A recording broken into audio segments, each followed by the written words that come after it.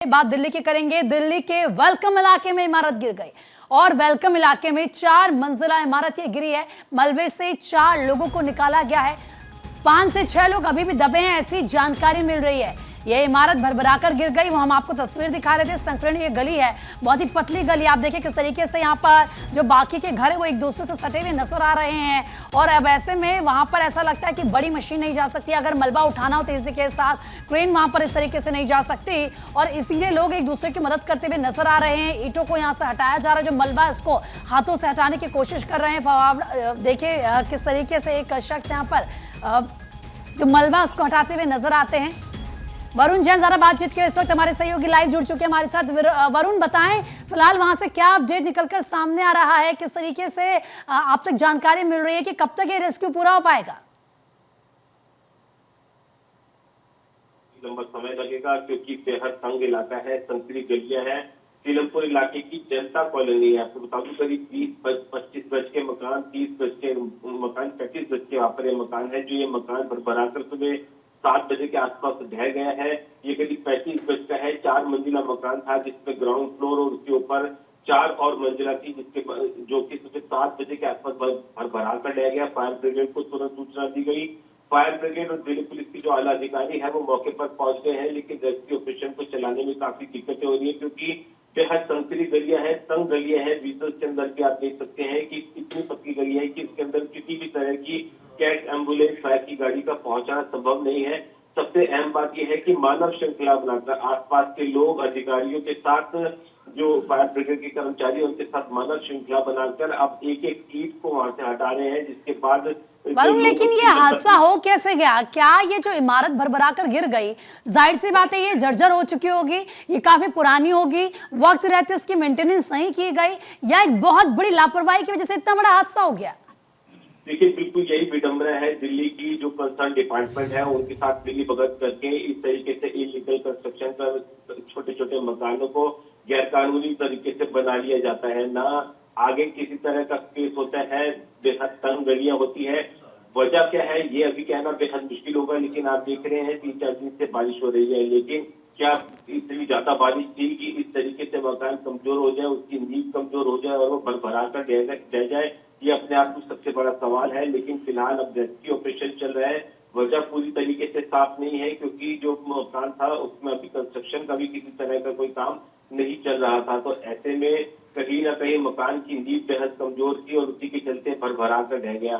किस तरीके से ये इलीगल कंस्ट्रक्शन, किस तरीके से कंसर्न डिपार्टमेंट, ऐसे कई हादसे हो जाते हैं दिल्ली में। हम देखते हैं कि जो बड़ी बड़ी इमारतें होती हैं वो भरभरा कर गिर जाती हैं, लोगों की जान चली जाती है, कई लोग दब जाते हैं, गंभीर चोटें उनको आ जाती है, हड़कंप बचाता है।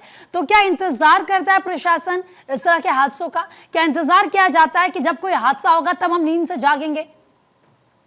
देखिए बिल्कुल दिल्ली तो रात भरोसे है, नींद से जागा जाता है, लेकिन कुछ दिनों के लिए जब तक इंक्वायरी चलती है तब तक जो कंसर्न डिपार्टमेंट है, पुलिस है, इनकी मिली भगत रुकती है और जो रिपोर्ट एक बार तैयार होने के बाद फिर धड़ल्ले से जो अवैध कंस्ट्रक्शन है वो राजधानी दिल्ली के अंदर शुरू हो जाती है।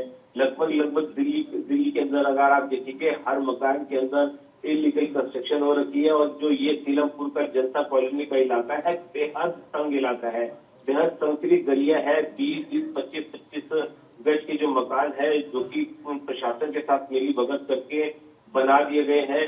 नाली की जो निकासी है, पानी की निकासी का वहां पर किसी तरह का कोई प्रबंध नहीं है। यही वजह है कि जो नींव पानी नालियों में फंसा रहता है, वहां से निकल नहीं पाता, उसकी निकासी हो नहीं पाती है। हम देखते हैं हालात बद से बदतर दिल्ली के हो जाते हैं, कई सवाल देश की राजधानी को लेकर खड़े हो जाते हैं। लेकिन वरुण पहले मुझे ये बताइए कि जिन लोगों को अभी तक वहां से निकाला गया है मलबे से, उनको लेकर क्या अपडेट है, उनकी कैसे स्थिति बताई जा रही है? देखिए जो फायर के अधिकारी उन्होंने बताया कि जब रेस्क्यू ऑपरेशन शुरू किया गया है, आसपास के लोगों से जब पूछताछ की गई है तो पता चला है कि घर के अंदर 7 से 8 लोग मौजूद हो सकते हैं।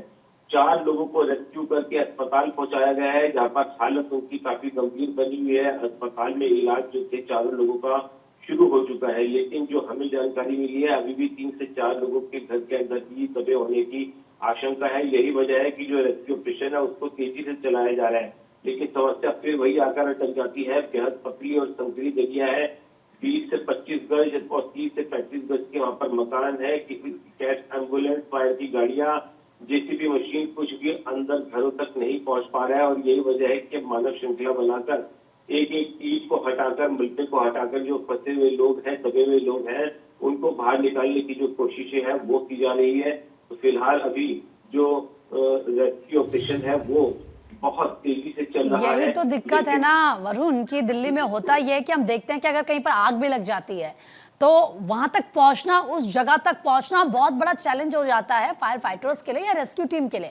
और सेम सिचुएशन यहीं पर भी ऐसी नजर आ रही है। कुछ टाइम पहले याद होगा जब एक घर में आग लग गई थी तो वहां तक टीम नहीं पहुंच पा रही थी। कैसे पहुंचे? गलियां इतनी पतली होती है। और दिल्ली का जब हम मॉडल की बात करते हैं, जब दिल्ली को बसाया गया था उस वक्त कहा जाता था कि सिर्फ 1-2 करोड़ लोगों के लिए इसको बसाया गया था, लेकिन उसके बावजूद धीरे धीरे जनसंख्या इतनी ज्यादा बढ़ती गई। पतली पतली गलियों में लोगों ने घर बना दिए जहां पर जगह नहीं था।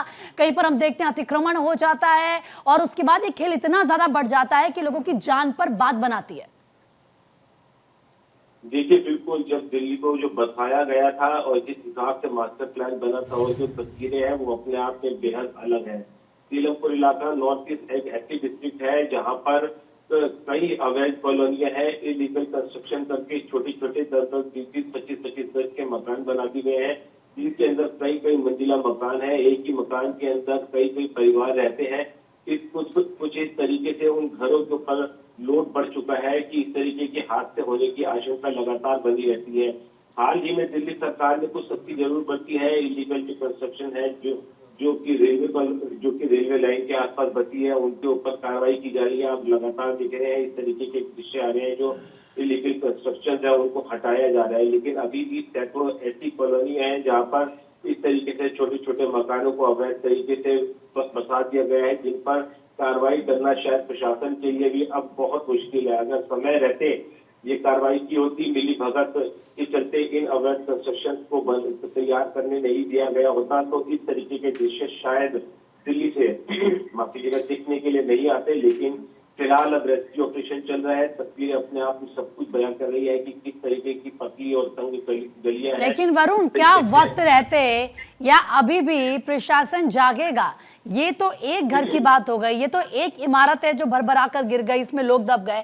न जाने कितनी ऐसी कॉलोनियां हैं, न जाने कितने ऐसे घर हैं, न जाने कितनी ऐसी गलियां हैं जहां पर सिचुएशन बहुत ज्यादा क्रिटिकल है और इस तरह के हादसे होते हैं, लोग अपनी जान गंवाते हैं, लेकिन प्रशासन नींद से जागता नहीं है। फिलहाल आपका बहुत बहुत शुक्रिया वरुण, तमाम जानकारी देने के लिए।